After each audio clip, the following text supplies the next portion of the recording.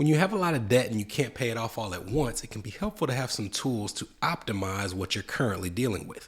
In this episode, we're going to give you 5 key ways you can recharacterize the structure of your debts to benefit you financially. Let's get started. Let's get some money. From New Money, New Problems, it's the New Money, New Problems podcast, a show for successful professionals searching for the tools they need to navigate financial opportunities and obstacles they've never seen. Negotiating compensation, purchasing your first investment property, helping your family with money, the highs and lows of entrepreneurship. New money brings new problems that require new solutions. Join us as we work through them together. I'm Brenton Harrison, and this is the New Money, New Problems podcast. Hello, my name is Brenton Harrison of New Money, New Problems, and your host for the New Money, New Problems podcast. I hope you guys enjoyed last week's episode where I promised you that after the break, we were going to talk about 5 ways that we could optimize your debts instead of just paying them off in full. And as I shared in that episode, we went a little long in the tooth, so we decided to split this up into 2 parts. So whereas last week we kind of talked about the ways where you can change your debts and figure out which ones to pay off in full, this episode is more so about how to manage the debts that you're going to have for a while in the best way possible. So we're going to share 5 ways, and this is by no means an exhaustive list, but just 5 actionable ways that you can restructure your debts to make sure that you're getting some good benefits. We're going to start first with mortgages, and I will tell you, we're going to do some episodes later on in this podcast where we talk about the potential benefits of deciding to pay off a mortgage faster and aggressively. So people who are making twice their mortgage payment or 3 times their mortgage payment, trying to make a 30-year loan be paid off in 10 years or a 15-year loan be paid off in 7. In this instance, we're not talking about someone who has either chosen to pay it off that quickly or they may just not have the ability to pay it off that quickly. So the 2 areas within this section that we're going to talk about are adjustable rate mortgages and then also more conventional 15 or 30-year mortgages. With an adjustable rate mortgage, essentially what you have is a limited period of time where you have a fixed rate on your mortgage. It might be a 3-year arm, a 5-year arm, a 7-year arm. And after that period of time, your mortgage can increase by a certain rate that has a cap on it every single year. So you could have that loan for 30 years, but it's only the first 3 or 5 or 7 where the rate is fixed. And after that fixed period, you are literally beholden to whatever market rates are at that time. And I'm telling you, there are a tremendous amount of people out there right now who are staring down the end of the fixed period on an adjustable rate mortgage that they probably secured during the period where interest rates were starting to creep up. So they were looking and they were saying, let's, instead of getting a fixed 30-year loan, bank on the fact that these rates are going to decrease. So maybe we get a 5-year arm or a 7-year arm. And in that period of time, they're hoping that rates will go back down. Well, if you are somebody who got like a 3-year arm or a 5-year arm, now you're looking and seeing, oh, there's a real possibility that not only will rates not go down, but they'll be significantly higher than where they even are now. So what do? Well, unfortunately, when it comes to an ARM, there's not much financial benefit to paying extra on the mortgage itself. It's not like by putting an extra $500 or $1,000 a month on an ARM that you're somehow better positioned at the end of that fixed rate period to get an improved interest rate. That's not how things work.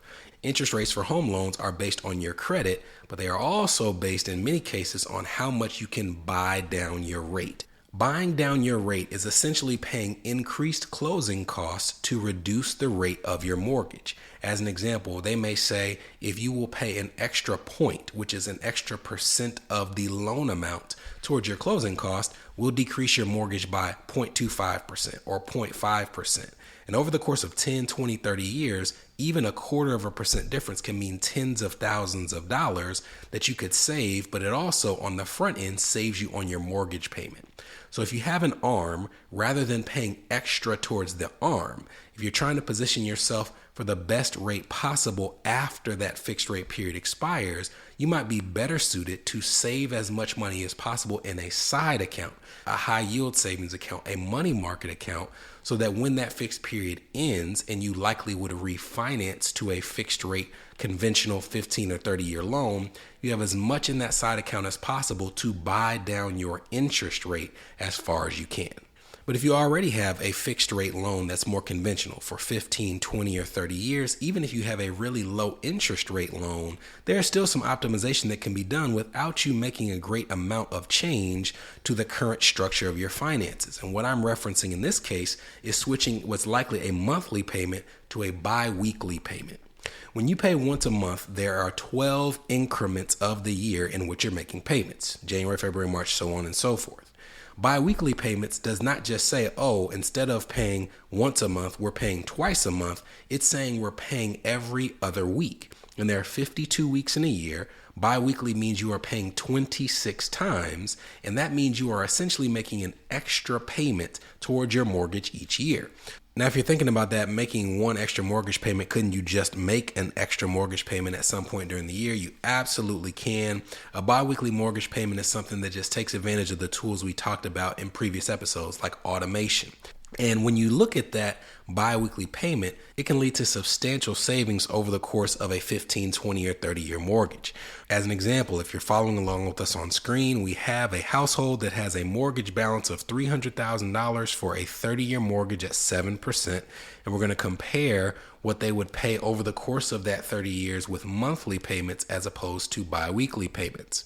With monthly payments, their mortgage for principal and interest is just under $2,000. It's $1,995 a month. Over the course of 30 years, they would pay $418,000 worth of interest on that loan, not in totality, just the interest. Conversely, if they switch to biweekly payments, every 2 weeks their payment will be $997. They would pay $311,000 in interest. So that's over $100,000 less in interest over the course of 30 years. And because you are making payments more frequently and more is going towards the principal, switching to biweekly actually leads them to pay their mortgage off significantly faster. As a matter of fact, if you're looking at an amortization table on this example, you can see that they pay a 30-year loan off in 23 years. So they save 7 years and shave that off of the repayment period as opposed to monthly payments on a 30-year note. The next section where we can talk about savings is with student loans. And this has a lot to do with how much you owe on student loans relative to your income. You can find a different number or a different percentage depending on which consultant or advisor that you talk to. For me, I just say my line in the sand is if you owe more in student loans than you are earning each year, then you are likely a candidate for federal student loans to pay them back using an income-driven repayment plan. We've talked about those a lot to this point on this podcast and also on our unaffiliated podcast, Escape Student Loan Debt, not connected to New Money, New Problems. But income-driven repayment plans, as we've shared, are plans where instead of paying based off of what's needed to pay the debt off in full, you choose to pay a percentage of a number called your discretionary income each year. And one of the ways that you can lower your discretionary income is by lowering your adjusted gross income. And you can decrease your adjusted gross income by doing some other behaviors that actually benefit you financially. Things like contributing to a pre-tax retirement account like a 401k or an IRA, putting money into plans like health savings accounts or flex spending accounts or dependent care flex spending accounts like you find in your employee benefits package. And if you can find a way to contribute to those types of accounts while also having an income-driven repayment plan, you are lowering your adjusted gross income and lowering your loan payment. So that's one way to save with federal student debt. But what if you have a lower amount? What if you owe less than 1 times your income? Or even if you have private student loans? Well, in this scenario, one of the ways that you can restructure your debts in a way that benefits you is to consider refinancing with a private lender.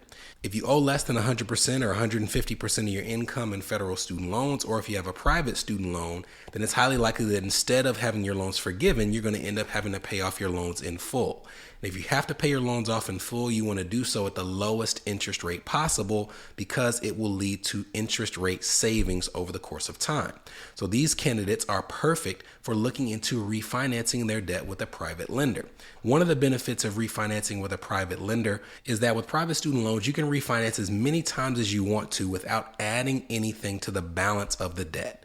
And this is very rare. When you refinance things like a home loan, there are often closing costs or origination fees that are prohibitive. If it costs you $10,000 or $20,000 every single time you refinance a house, you're not going to just do it willy-nilly. You're going to want to make sure that there's a ton of savings on the back end of that refinance. With private student loans, there are no origination fees in most cases, which means that even if you refinance your loans 30 different times, you still owe the exact same as you did on the preceding loan. But the second reason that refinancing with a private lender, or at least researching it, is helpful is because also, unlike most forms of debt, many private student loan lenders will give you a peek at what the interest rates are that you might receive by doing a soft pull of your credit. And that soft pull gives them enough information to quote you an interest rate that you might receive if you fully apply. But because it's a soft pull, it does not ding your credit score. So you can get your score checked or your interest rate checked with a dozen different private lenders to see if you could potentially save. And if it turns out that there is an opportunity to have significant savings and you decide to formally apply, only at that time would they do a hard pull of your credit that does impact your score. These reasons are why, for people who have private student loans or could potentially benefit from them, I often encourage them to check rates at least once a quarter, because even if they refinance multiple times in a single year, it could potentially benefit their student loans.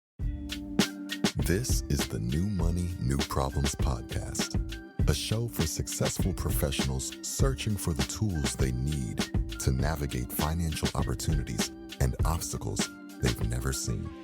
We'll be right back. Are you wondering what new money problems you might be overlooking in your financial life? If so, we've got great news.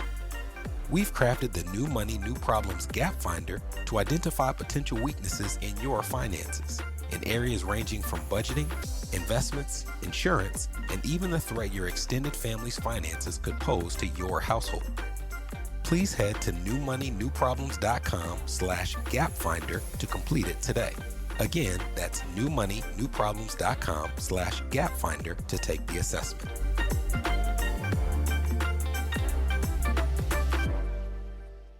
You're listening to the New Money, New Problems podcast. Subscribe now at newmoneynewproblems.com.